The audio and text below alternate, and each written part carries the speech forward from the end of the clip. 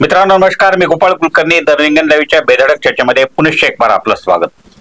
आम्ही सर्वव्यापी सर्वस्पर्शी विषय घेऊन बेधडक मध्ये चर्चा करत असतो. अगदी स्थानिक विषयापासून आंतरराष्ट्रीय विषयापर्यंत आम्ही वेगवेगळे विषय घेऊन ताज्या विषयावर घडामोडी आपल्या पुढे मांडत असतो. आज एका धार्मिक विषयावर बेधडक या चर्चेमध्ये आपण चर्चा करणार आहोत. चर्चा करण्यासाठी माझ्यासोबत आहेत द रिंगण लाईव्हचे संपादक राजू पाटील सर. स्वागत आहे सर आपलं या धन्यवाद गोपाळराव, तुमचं आणि आपल्या हजारो प्रेक्षकांचं दोघांचंही. सर, एक सोशल मीडियावर म्हणा किंवा एकंदर समाज माध्यमावर एकंदर एक धार्मिक विषयावर अत्यंत चर्चा केली जात आहे. विषय देखील अगदी ताजा आहे.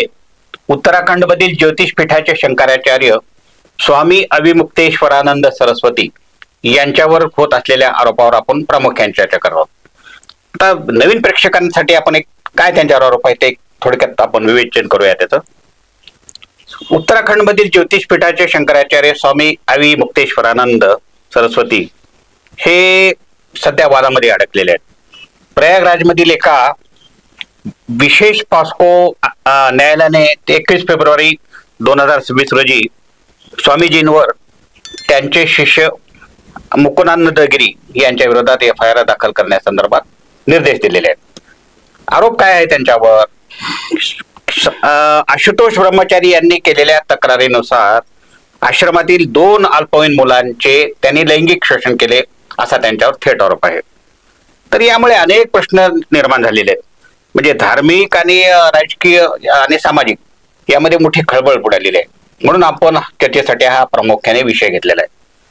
तर माझा थेट पहिला प्रश्न सर असा आहे की स्वामीजींवर झालेले आरोप आणि एकंदर फुटलेली त्यांच्यावर ढाळ आणि चर्चा याबद्दल आपल्याला काय भाष्य करायचं? गोपाळराव, पहिल्यांदा तुम्ही एक महत्वाच्या विषयाला हात घातला. देशभरातले अनेक लोक आपल्या अँगलनं आपल्या नजरेनं या घटनेचं विश्लेषण करतायत. मुळात ही गोष्ट अत्यंत गंभीर आहे. कारण भारतीय संस्कृतीमध्ये किंवा सनातन हिंदू समाज, हिंदू धर्म ज्या 4 स्तंभावर आधारलेला आहे किंवा जे 4 शंकराचार्य हिंदू धर्मासाठी अत्यंत पवित्र असे म्हटले जातात किंवा आदि शंकराचार्यांनी ही 4 पीठं स्थापन केली असं म्हटले जाते.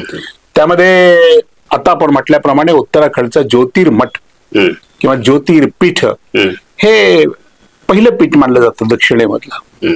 अत्यंत महत्वाचं पीठ मानलं जातं आणि शंकराचार्यांनी याच पीठामध्ये बसून किंवा याच पीठाच्या जागेवर ठिकाणी तिथल्या गादीवर असं नाही, गादीवर म्हणण्यापेक्षा ते शंकराचार्याने तिथे पूर्णपणे ब्रह्मज्ञान जे झालं होतं त्यांना ते हा तो मठ आहे ज्योतिर्मठ उत्तराखंड मधला. अत्यंत महत्वाचा मठ आहे. आणि या पीठावर सध्या स्वामी अविमुक्तेश्वरानंद हे शंकराचार्य आहेत. बघा, हे शंकराचार्य अनेक दिवसापासून वादात आहेत म्हणण्यापेक्षा त्यांनी सत्तेबरोबर पंगा घेतलेला आहे. खास मोदीजींबरोबर त्यांनी थेट पंगा घेतलाय किंवा भारतीय जनता पार्टीच्या सरकार बरोबर त्यांनी पंगा घेतलेला आहे अनेक ठिकाणी. आणि सातत्याने हे सरकार चुकीचं काम करतंय.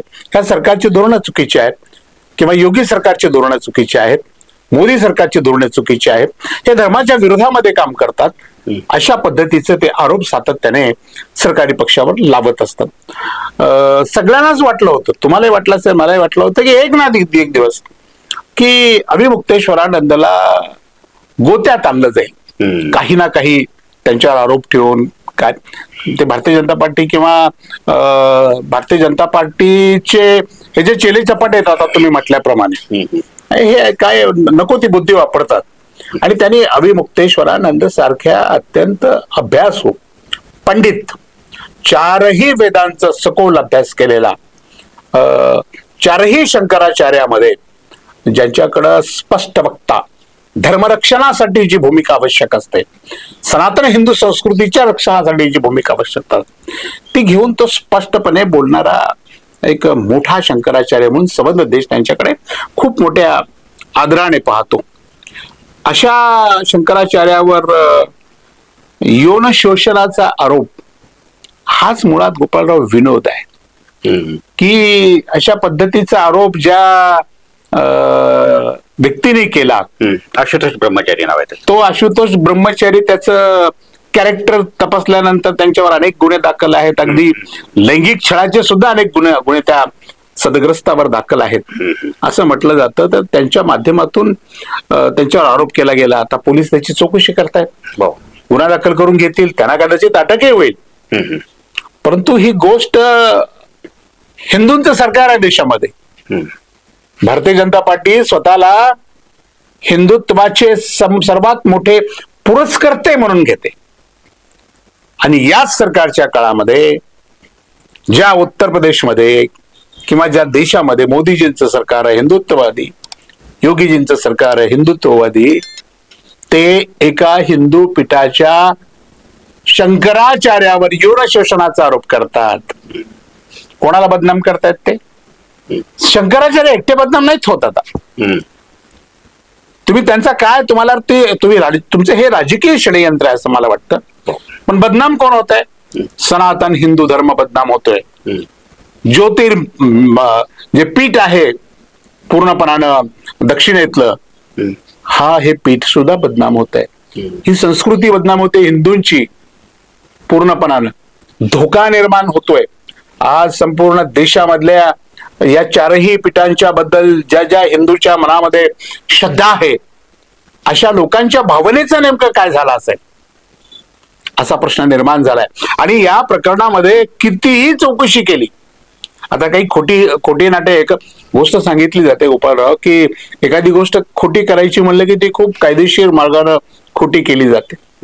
कितीही त्यांचा तपास केला तर मला असं वाटतं आतापर्यंत गेल्या 2-4 दिवसामध्ये आपण ज्याचा अभ्यास करतोय की अविमुक्तेश्वरानंद सरस्वती हे पूर्णपणाने यातून निर्दोष सिद्ध होतील. त्यांच्यावर गुन्हा दाखल होईल, अटकही होईल कदाचित. आणि अशी अटक झाली तर देशभरामध्ये एक मोठा उद्रेक भविष्यामध्ये निर्माण होण्याची दाट शक्यता आहे.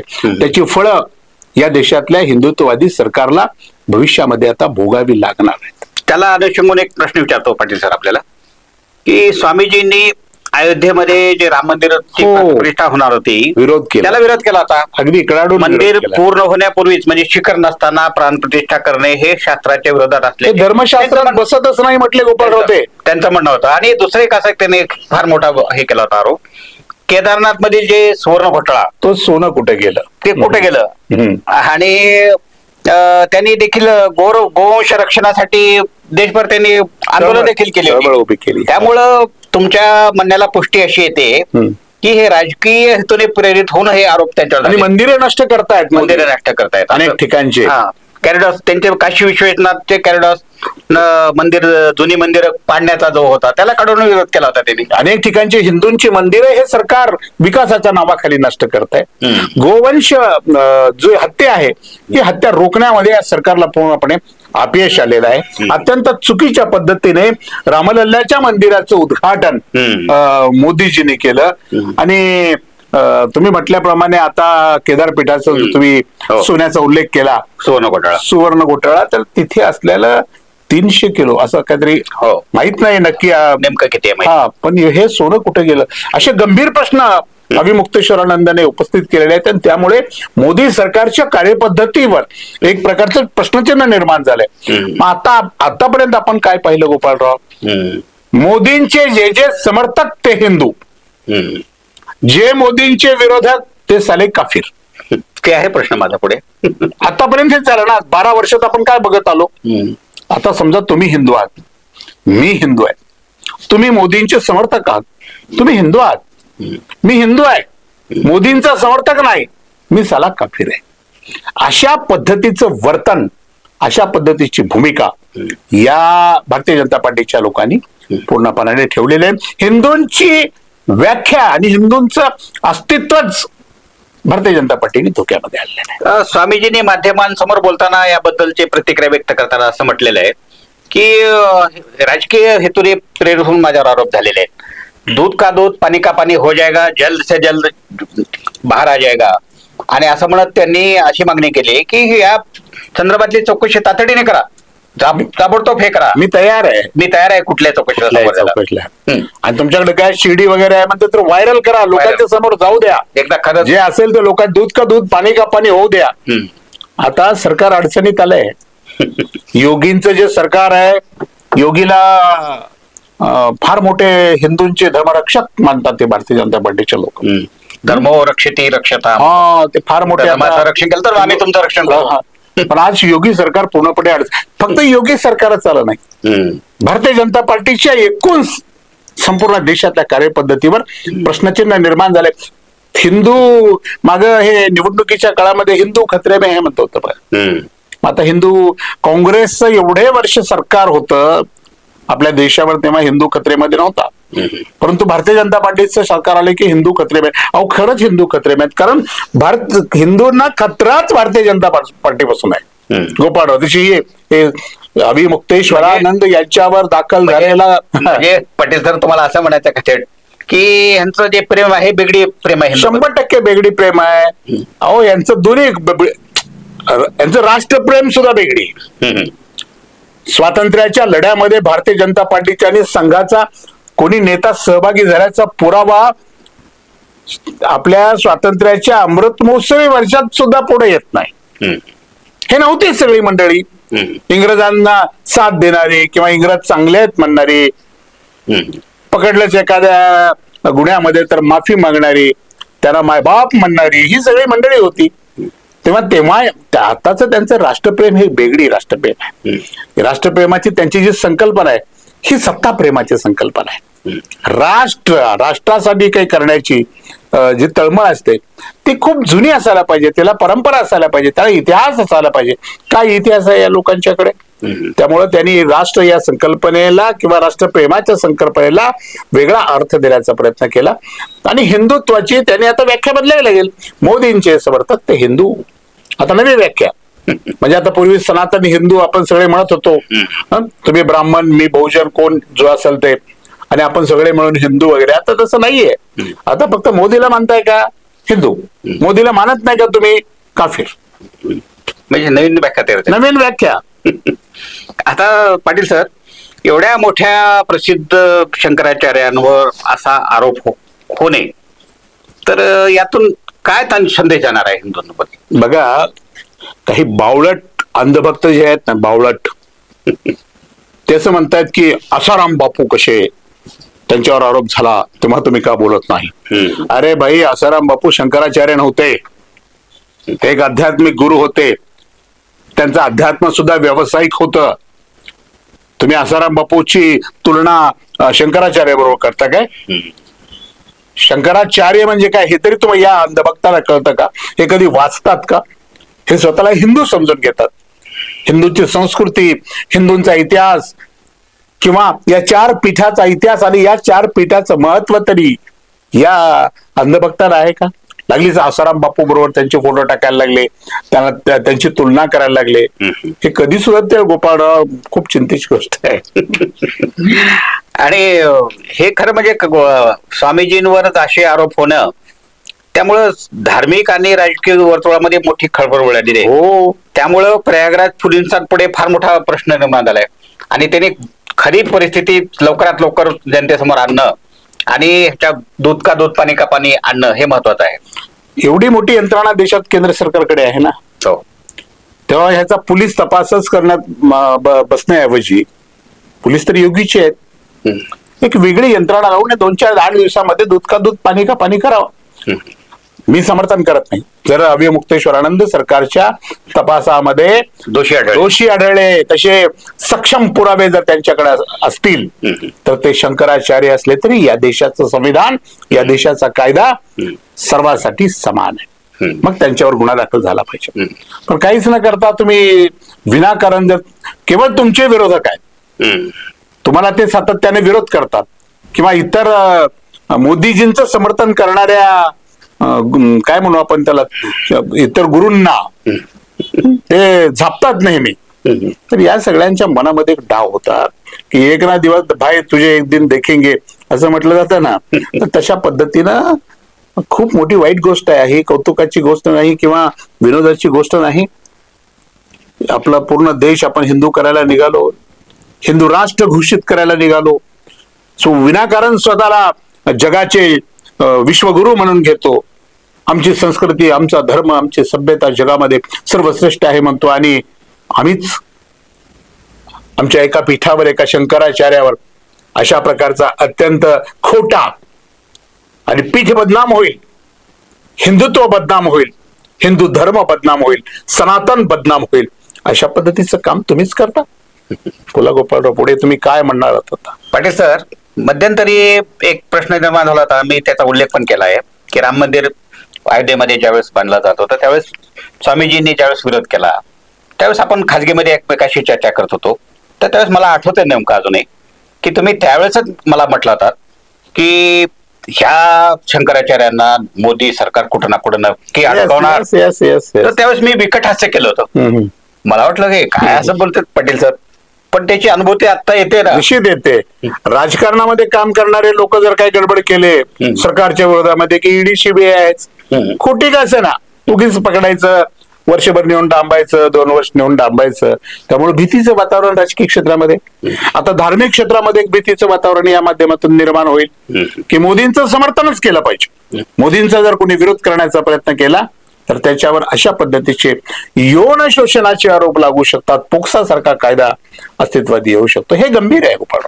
आता समारोपाकडे जात असताना आता कोणतंच क्षेत्र असं सुरक्षित राहिलं नाही की आता धार्मिक क्षेत्रावर देखील अशी भीतीयुक्त वातावरण तयार झालेलं आहे. देश खूप मागे गेलाय गोपाळ. देश खूप मागे गेलाय, धार्मिक अर्थाने मागे गेलाय, सांस्कृतिक अर्थाने मागे गेलाय. प्रगतीच्या बाबतीमध्ये देश पूर्णपणाने आपला मागे गेला. सत्तेसाठी, तुम्हाला सत्याशिवाय दुसऱ्या कुठल्याच गोष्टी भारतीय जनता पार्टीला किंवा त्यांच्या सरकारला कधीही कळलेल्या नाहीत. अत्यंत ते देशाचे पंतप्रधान आहेत, आणि देशाचे पंतप्रधान किती खोटं एखादा पंतप्रधान बोलू शकतो त्याचे उत्तम उदाहरण म्हणून मोदीजींकडे पाहिलं जातं. कुठल्याही सभेमध्ये गेलं की मी लहानपणी काय ते तुमचं हे बनवलं होतं, काय म्हणतो आपण, पर्वतची रोबोट, अशा प्रकारची विधानं करायची, किंवा मी ते अमुक अमुक स्टेशनवर चहा विकला होता, असं काही खोटी विधानं करायची. त्यामुळं देशाच्या पंतप्रधानाच्या पदाविषयी सुद्धा लोकांच्या मनामध्ये जो आदर आणि जी गरिमा होती, ती गरिमा आणि आदर सांभाळण्यामध्ये मोदीजी आणि त्यांचं भारतीय जनता पार्टीचं सरकार यशस्वी झालेलं आहे. आपण आता समारोपाकडे जात असताना खरं म्हणजे गोपाळराव, आपण पाहिलंय की आपल्या शेजारच्या देशामध्ये एक जेनजीची क्रांती झाली होती, आणि खूप मोठ्या प्रमाणामध्ये तिथं सरकारच्या विरोधामध्ये देशातला तरुण असा पेटून उठला होता. आपल्या देशामध्ये असं काही घडेल का, असा प्रश्न वारंवार उपस्थित केला जात होता. परंतु शंकराचार्यांना जर अटक झाली खोट्या गुन्ह्यामध्ये, तर मला वाटतं की देशामध्ये असंतोष निर्माण होईल, आणि भारतीय जनता पार्टीला, खरं म्हणजे आता भारतीय जनता पार्टीला 29च्या निवडणुकीमध्ये फार मोठा फटका आहेच, पण त्या फटक्यामध्ये अजूनही या प्रकरणाची पूर्णपणे भर पडलेली आहे. एप्स्टीन फाईलचा प्रकार सुद्धा भर पडणारच आहे. अमेरिकेबरोबरचा करार किंवा अमेरिकेबरोबर कमरेतून झुकणे, वाकणे सरळ डोनाल्ड ट्रम्पच्या पुढे, ट्रम्प आता मी तुम्हाला साष्टांग दंडवत करतो, अशा अर्थानं त्यांच्याबरोबर केलेला व्यापार करार, अशा अनेक गोष्टी ज्या पूर्णपणे आता लोकांच्या लक्षात आल्या, देशाच्या लक्षात आलेल्या आहेत. आणि मग हिंदू हिंदू हिंदू म्हणून जे सरकारच्या पाठीशी किंवा मोदींच्या पाठीशी लोक होते, त्यांच्या त्या प्रेमावर, त्यांच्या त्या श्रद्धेवर सुद्धा आता एक मोठा आघात झालेला आहे. ज्या हिंदूंच्या शंकराचार्यालाच एका खोट्या गुन्ह्यामध्ये अडकवण्याचा प्रयत्न मोदीजींच्या सरकारमध्ये केलाय. मित्रांनो, आम्ही चर्चा करतो, आम्हाला जे आम्ही अभ्यासामध्ये, वाचनामध्ये ज्या गोष्टी येतात त्यावरून आमचं मत प्रदर्शित करण्याचा प्रयत्न करतो. अगदी आम्ही मुक्तेश्वरानंद निर्दोषच आहेत त्याचे पुरावे आमच्याकडे आज उपलब्ध नाहीत. कदाचित ती आमची त्या पीठाच्या बाबतीत, त्या शंकराचार्याच्या बाबतीमध्ये असलेली ती परमश्रद्धा असेल, परंतु माणसाची काही मन सांगत असतं एखाद्या व्यक्तीच्या व्यक्तित्वाकडे आणि त्याच्या चारित्र्याकडे पाहिल्यानंतर अविमुक्तेश्वरानंद हे कसल्याही प्रकारचे गुन्हेगार आढळणार नाहीत, त्यांच्यावर रचलेलं हे फार मोठं षडयंत्र आहे. आणि पाटील सर, जर खरोखरच त्यांनी ह्याच्यामध्ये दोषी आढळले त्यावेळेस आम्ही निश्चितपणे त्याच्यावर भाष्य करण्यासाठी मग संविधान त्यापेक्षा मोठं आहे. आम्ही येऊ पुढे. त्यांनी उपस्थित केलेल्या गुन्ह्यापेक्षा जर गुन्हा केलाच असेल तर संविधान मोठा आहे. कायदा आपल्या देशातला मोठा आहे. कायदा हे सर्वश्रेष्ठ आहे. हो, त्याचा सन्मान सुद्धा झालाच पाहिजे आणि कायद्याने त्यांच्यावर कारवाई सुद्धा झालीच पाहिजे. आज इतकंच. अशाच महत्वाच्या विषयावर रोखठोक भाष्य ऐकण्यासाठी पाहत राहा रिंगण लाईव्ह, आवाज महाराष्ट्राचा.